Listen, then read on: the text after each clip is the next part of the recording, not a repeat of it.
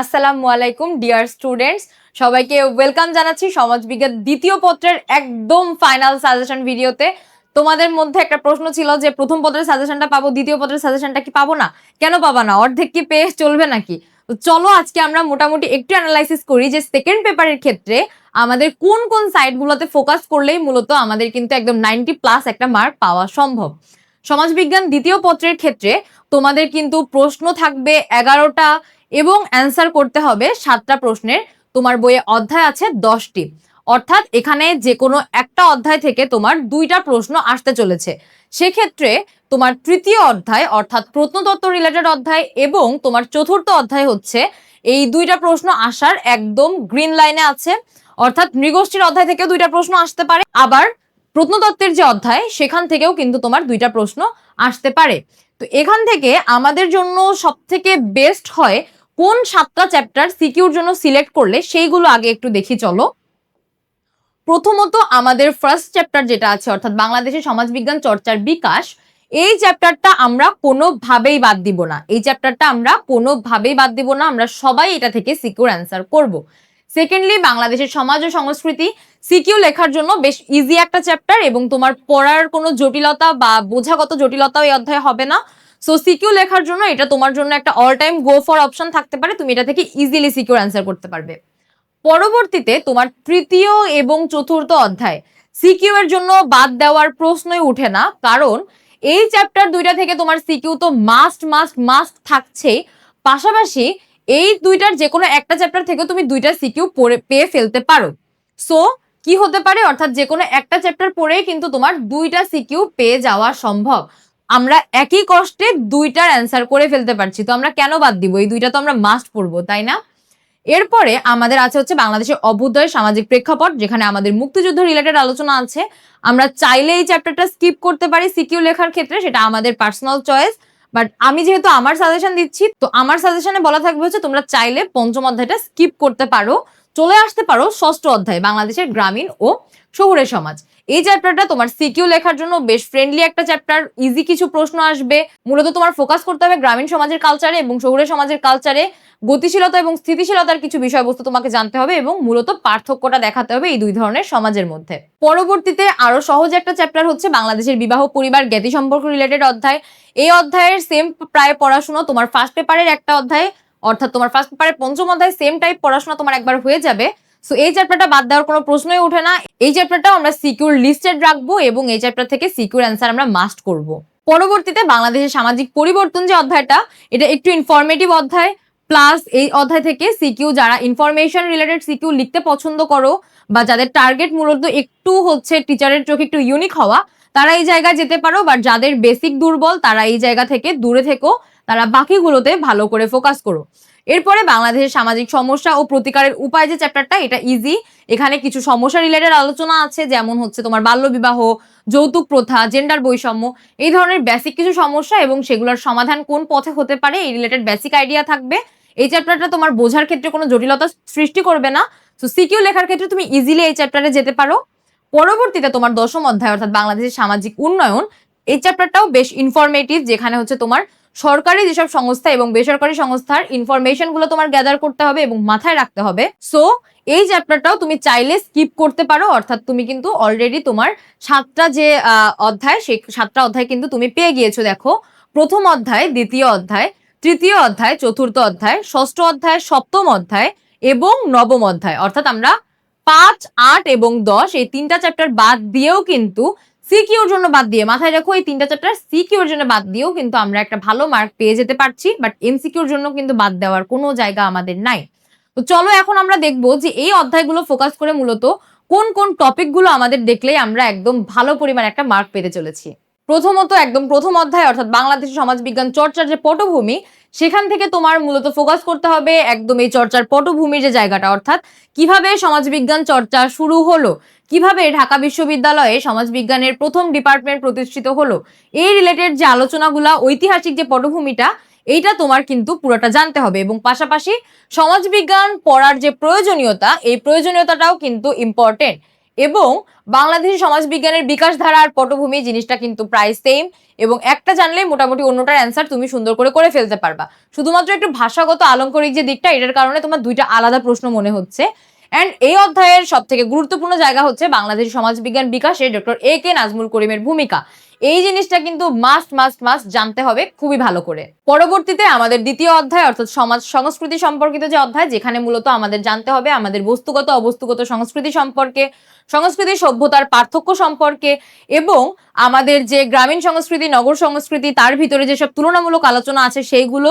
পাশাপাশি most importantly এখানে একজন সমাজবিজ্ঞানীর মতবাদ আছে, তত্ত্ব আছে, অর্থাৎ অকবার্নের মতবাদ, সংস্কৃতি সম্পর্কিত মতবাদ আছে, যেটা আমাদের মাস্ট জানতে হবে এই অধ্যায়ের সিকিউর অ্যান্সার করার জন্য।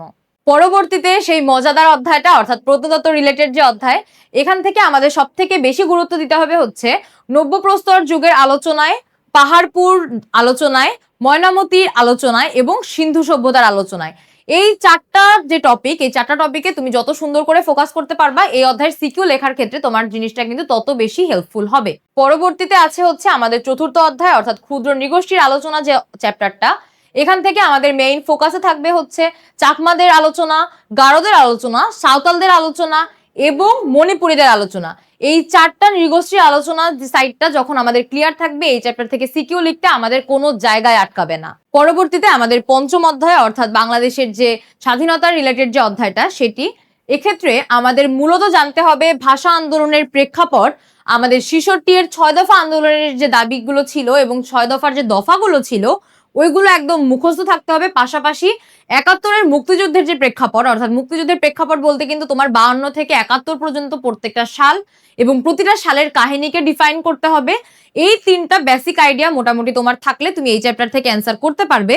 এবং পাশাপাশি ইম্পর্টেন্টলি একটা জায়গা হচ্ছে পূর্ব পাকিস্তান এবং পশ্চিম পাকিস্তানের মধ্যে যে সাংস্কৃতিক এবং আর্থসামাজিক যে বৈষম্যটা ছিল, এইটা সম্পর্কে তোমার একটা ক্লিয়ার ভিউ থাকতে হবে।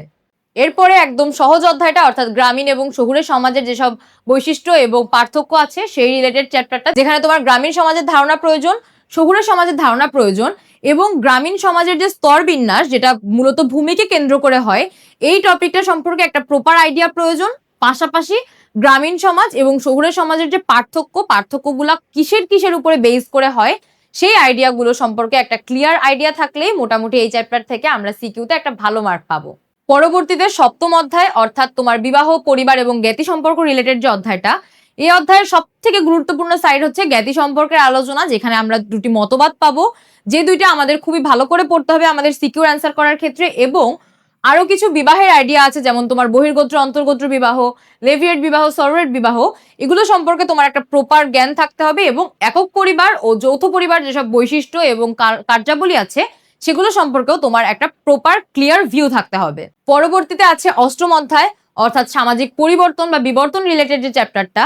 এখান থেকে আমাদের মূল ফোকাসের বিষয়বস্তু হতে পারে সামাজিক পরিবর্তনের প্রাকৃতিক উপাদান ব্যাখ্যা, এবং পরবর্তীতে হচ্ছে দেখো এই যে শিল্পায়ন নগরায়নের ভূমিকা, এরপরে শিল্পায়নের যে নেতিবাচক প্রভাব, তথ্য প্রযুক্তির ভূমিকা, পরবর্তীতে তোমার হচ্ছে এই যে প্রযুক্তিগত উপাদানের যেসব ব্যাখ্যা সামাজিক পরিবর্তন ঘটায়, অর্থাৎ পরিবর্তনের কারণ সমূহ কি কি আছে, কি কি কারণে মূলত সমাজ পরিবর্তন হয়, পরিবর্তনগুলা কোন কারণে ইতিবাচক দিকে যায়, কোন কারণে নেতিবাচক দিকে যায়, এই প্রত্যেকটা জিনিসে যখন একটা প্রপার ভিউ থাকবে তখন কিন্তু এই চ্যাপ্টার থেকে সিকিউ লেখা একদম ইজি হয়ে যাবে। এরপরে আছে আরো সহজ একটা অধ্যায় অর্থাৎ যেখানে মূলত আমরা জানবো হচ্ছে বাংলাদেশের সামাজিক সমস্যা আর প্রতিকারের উপায়, যেখানে আমাদের মূলত জানতে হবে সামাজিক সমস্যাগুলা কি কি আছে, যেমন এই যে জনসংখ্যা সমস্যা আছে, বেকারত্বের সমস্যা, মাদকাসক্তির সমস্যা, এরপরে তোমার জেন্ডার ভিত্তিক সমস্যা, যৌতুক প্রথা, বাল্যবিবাহ, এই প্রত্যেকটা সমস্যা সম্পর্কে আমাদের যেমন ভালো আইডিয়া থাকতে হবে, পাশাপাশি এই প্রত্যেকটা সমস্যা কিভাবে আমরা প্রতিকার করতে পারি বা সমাধানের পথ কি কি আছে এগুলো সম্পর্কেও একটা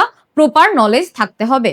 অ্যান্ড লাস্টলি আজকে আমাদের লাস্ট অধ্যায় অর্থাৎ বাংলাদেশের সামাজিক উন্নয়ন রিলেটেড যে অধ্যায়টা, এখানে সিকিউ লেখার ক্ষেত্রে আমাদের প্রথমত জানতে হবে সরকারি সংস্থার পরিচয় এবং বেসরকারি সংস্থার পরিচয়, পাশাপাশি সরকারি সংস্থাগুলো কোন কোন উন্নয়নের খাতে কাজ করছে, বেসরকারি সংস্থাগুলো কোন কোন উন্নয়নের খাতে কাজ করছে, এবং এই দুটির পার্থক্য অর্থাৎ সরকারি সংস্থার বৈশিষ্ট্য এবং বেসরকারি সংস্থার বৈশিষ্ট্য যখন তুমি জানবে, দুইটার পার্থক্য বের করা তোমার জন্য সুপার ইজি হয়ে যাবে। এবং আরো যে জিনিসটা ইম্পর্টেন্ট এখান থেকে সেটা হচ্ছে দুটি বেসরকারি সংস্থা সম্পর্কে জানা, অর্থাৎ ব্র্যাক এবং গ্রামীণ ব্যাংক, এই দুইটা সংস্থা সম্পর্কে আমরা জানবো, এর প্রতিষ্ঠাকাল, এর ইতিহাস এবং এর কার্যক্রম পরিচয়, এগুলো সম্পর্কে আমাদের যখন একটা বেসিক টু অ্যাডভান্স আইডিয়া থাকবে তখন কিন্তু এই চ্যাপ্টার থেকে সিকিউ লিখে একদম ভালো একটা মার্ক এনশিওর করা আমাদের জন্য সুপার ইজি হয়ে যাবে। তো মোটামুটি এই 10টা অধ্যায়ের এই বেসিক টপিকগুলো সম্পর্কে যখন আমাদের একটা প্রপার আইডিয়া থাকবে তখন কিন্তু সিকিউতে 90+ মার্ক পাওয়া কোনো বিষয়ই না, তাই না? এই যে এত কিছু কথা আমরা এতক্ষণ বললাম, এই প্রত্যেকটা জিনিস কি আসলে অ্যানালাইসিস করে তোমাদের উপরে চাপিয়ে দিয়ে তোমাদের এখন পড়ে বের করে সময় বের করে তারপরে জিনিসগুলা শেষ করা সম্ভব? আসলে সম্ভব না। এই কারণেই কিন্তু আমাদের আয়োজন হচ্ছে এই টেস্ট পেপার সলভ এবং রিভিশন ক্লাসের, যার ক্লাস অলরেডি চলছে। আমরা অনেক দূর কিন্তু অলরেডি আমাদের প্রসেস চলে গেছে। তো এই যে ক্লাসগুলো, অর্থাৎ তোমার মানবিকের প্রত্যেকটা গ্রুপ সাবজেক্টের পাশাপাশি তোমার বাংলা, ইংলিশ এবং আইসিটির বেসিক টু অ্যাডভান্স লেভেলের রিভিশনের জন্য তোমার কিন্তু আজই জয়েন হয়ে যেতে হবে টেস্ট পেপার সলভিং ক্লাসগুলোতে, এবং যেখানে অ্যাকচুয়ালি তুমি বুঝতে পারবে যে টেস্ট পেপার সলভটাও হাতে ধরে করিয়ে দেওয়া যায়, যেটা আসলে কেউ কখনো চিন্তাও করতে পারোনি। আর তোমার পরীক্ষার আগের এই শেষ কয়টা দিন পরীক্ষার ফেস করার যে গুরুত্ব, এটা তো বর্ণনাতীত, অর্থাৎ না বললেই নয়, আবার বলেও বোঝানো সম্ভব না। দেখো, এই টাইমটায় যত বেশি পরীক্ষা দেবে তত কিন্তু নিজের এইচএসসির বেসটা স্ট্রং হবে। তুমি কোনো রকম কোর্স ফি ছাড়া শুধুমাত্র দোয়া এবং ভালোবাসার বিনিময়ে পরীক্ষা দিতে পারছো 248টি। তোমার বাংলা, ইংরেজি, আইসিটি সহ তোমার প্রত্যেকটা গ্রুপ সাবজেক্ট মিলিয়ে তুমি টোটাল 248টি এবং একটি পূর্ণাঙ্গ মডেল টেস্ট পেতে চলেছো। সো আর দেরি না করে আজই এনরোল করে ফেলো আমাদের কোর্সগুলোতে, অথবা রেজিস্ট্রেশন করে ফেলো এক্সাম ব্যাচে, আর দেখিয়ে দাও এইচএসসিতে আসলে তোমার প্রস্তুতিটা কত দূর এগিয়ে রেখেছো।